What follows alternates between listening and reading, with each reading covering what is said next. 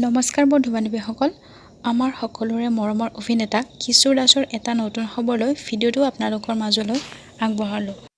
বন্ধু বান্ধৱীসকল, Guwahati health city হস্পিটেলত চিকিৎসাধীন হৈ থকা কিশোৰ দাসৰ আশু আৰোগ্য কামনা কৰি আজি প্ৰমোদ তালুকদাৰ সোঁৱৰণী বৃদ্ধাবাসৰ এগৰাকী ১০৭ বছৰীয়া আইতাই তেওঁৰ স্বাস্থ্যৰ খবৰ লয় আৰু আশীৰ্বাদ প্ৰদান কৰে।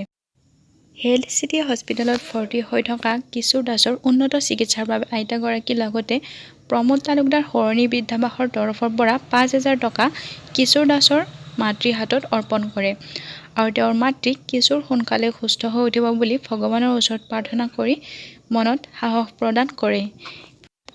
আৰু এই কথা প্ৰমোদ তালুকদাৰ সোঁৱৰণী বৃদ্ধাবাস নামৰ পেজটোৱে ছ'চিয়েল মিডিয়াৰ যোগেদি প্ৰকাশ কৰে।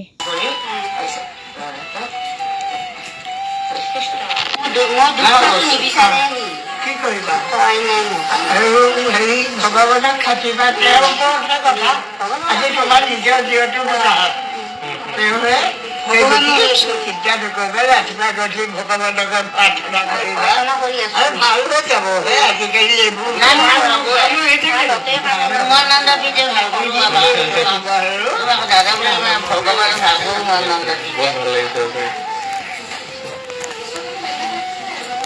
কি কৰিব মাকৰ মন আৰু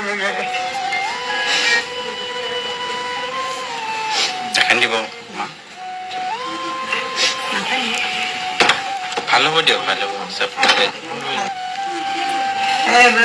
আইসমান হ'ব কোন, নৈসমান ৰুব কোন। আইসমান কোনো হ'ব নোৱাৰে,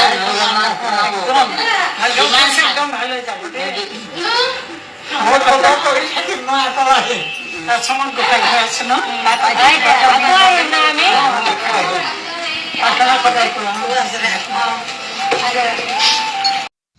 বন্ধু বান্ধৱীসকল, ভগৱানৰ ওচৰত এটাই প্ৰাৰ্থনা, কিশোৰ দাস যাতে সোনকালে সুস্থ হৈ পুনৰ অভিনয় জগতলৈ ঘূৰি আহিব পাৰে।